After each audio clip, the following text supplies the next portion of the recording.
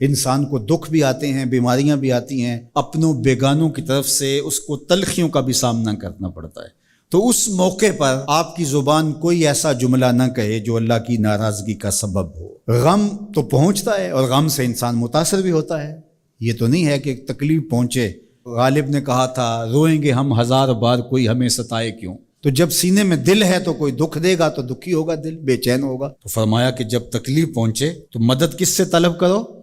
صبر سے، کہ اللہ مجھے توفیق صبر دے۔ روایت ہے کہ سلمان رضی اللہ تعالی عنہ حاضر ہوئے اور ان کے چہرے کے اوپر کوئی ایسے آثار تھے کہ جس طرح بہت بڑی پریشانی ہو۔ تو ان کو کہا کہ تمہارا جو دکھ ہے وہ اس کو کہو جو دکھ کا مداوع کر سکتا ہے، غم اسے کہو جو غم خار ہو، جو غم خار ہی نہ ہو اسے غم کہنے کا فائدہ۔ بعض اوقات لوگ خام خواہ بے چین ہوتے کہ میرے کو پوچھے تمہیں کیا ہے، چہرے کے اوپر جو ہے وہ خشونت سجائے، چہرے کے اوپر جو ہے وہ اداسی سجائے۔ آپ کو صدمہ پہنچے تو بعض اوقات ٹھیک ہے، انسان بے بس ہو جاتا ہے، اس کے چہرے بشرے سے اس کا ظہور بھی ہوتا ہے، لیکن کچھ ایسی چیزیں جو چھپائی جا سکتی ہیں اس کو چھپائیں۔ ہنس کے پی جا تلخی ایام کو ناصر، غم کے سہنے میں بھی قدرت نے مزہ رکھا ہے۔ غم برداشت کریں، اندر اتار لیں اس کو، اس کا اجر رکھا گیا ہے، اس کا صلہ بتایا گیا ہے۔ تو ہر چھوٹی چھوٹی بات کو لوگوں سے شیئر کرنا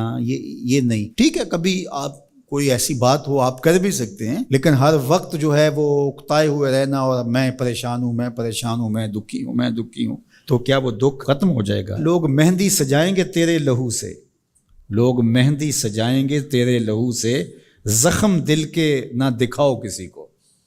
لوگ تو اس سے طرح مذاق بھی اڑائیں گے، اور جب تم ہنستے ہو تو زمانہ تمہارے ساتھ ہنستا ہے، اور جب تم روتے ہو تو زمانہ تمہارے ساتھ نہیں روتا۔ اس لیے یہ آنسو بڑے قیمتی ہیں، وہی بہاؤ جہاں شان کریمی موتی سمجھ کے چن لے۔ یوں ضائع نہ کرو، یوں ان کو برباد نہ کرو، لوگوں کے سامنے رسوا نہ کرو اپنے آپ کو۔ تو صبر کے دامن کو تھامو، ایک تو تلقین یہ کی گئی، اور دوسرا کہا والصلاۃ، اور نماز کے ساتھ اللہ سے مدد طلب کرو۔ حضور علیہ السلام جب بھی کسی مشکل میں مبتلا ہوتے تو حضور نماز کے لیے کھڑے ہو جاتے، اور میں نے خود کئی مرتبہ تجربہ کیا ہے، جب کوئی تکلیف پیدا ہو تو آپ نماز پہ کھڑے ہو جائیں، تکلیف میں تخفیف پیدا ہو جاتی ہے۔ اور بدر سے سخت دن کیا ہو سکتا تھا جب کافر پورے لاؤ لشکر کے ساتھ آ گئے، اور حضور کے لیے عریش ایک چھپر بنا دیا گیا، اور آقا کہیں وہاں مصلی بچھائے ہیں اور رب کے حضور کھڑے ہیں۔ مشکل کے وقت جب کوئی سبب نہ رہے تو اس کے حضور آ جاؤ، وہ تمہاری ضرورتوں کا کفیل ہے۔ وَإِنَّهَا لَكَبِيرَةٌ إِلَّا عَلَى الْخَاشِعِينَ، اور یہ بہت بھاری ہے نماز پڑھنا اور صبر کرنا، لیکن جو اللہ کا خوف سینے میں پالنے والے لوگ ہیں، رکھنے والے لوگ ہیں، ان کے لیے مشکل نہیں ہے۔ بچے کو صبح اٹھائیں آپ نماز کے لیے تو وہ اٹھتا ہی نہیں ہے، بار بار کہہ کے اس کو اٹھانا پڑتا ہے، اور اس نے سوات کی سیر کے لیے جانا ہو اور دوستوں کو ٹائم دیا ہو، تہجد کے وقت ہی تیار ہو کے بیٹھ جاتا ہے۔ اس کا مطلب ہے کہ اس کو نماز کا شوق نہیں ہے، اس کا شوق تھا، جس کا شوق تھا اس کے لیے اٹھنا بھاری نہ ہوا۔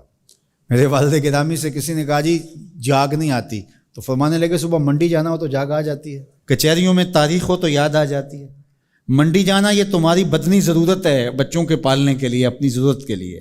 کچہریوں میں جانا خوف ہے، نہ گیا تو میرے خلاف فیصلہ ہو سکتا ہے، تو تمہیں نہ امید ہے اللہ سے اور نہ اس کا خوف ہے، تو پھر کیسے جاگ آئے؟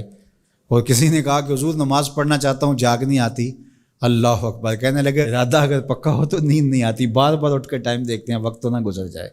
اللہ اکبر۔ تو فرمایا یہ بھاری ہے لیکن خاشعین کے لیے بھاری نہیں ہے، خشیت خدا سینے میں نہیں ہے، اللہ کا خوف سینے میں نہیں ہے، تو واقعی صبح کا اٹھنا بہت زیادہ بھاری ہے، بہت زیادہ مشکل ہے، لیکن جو خشیت والے ہیں ان کے لیے مشکل نہیں ہے۔ یہ مان لیا کہ صبح کا اٹھنا، سحری کا اٹھنا نفس پہ شاک ہے، لیکن اگر کسی کی زندگی کی لذت اس میں رکھ دی گئی ہو، اللہ اکبر، تو پھر اس کے لیے مشکل تو نہیں ہوگا۔ راہ خدا میں تکلیف اٹھانا مشکل صحیح، لیکن زندگی کا سرور اس میں رکھ دیا گیا ہو۔ وہ مزہ دیا تڑپ نے میری آرزو ہے یا رب، میرے دونوں پہلوؤں میں دل بے قرار ہوتا۔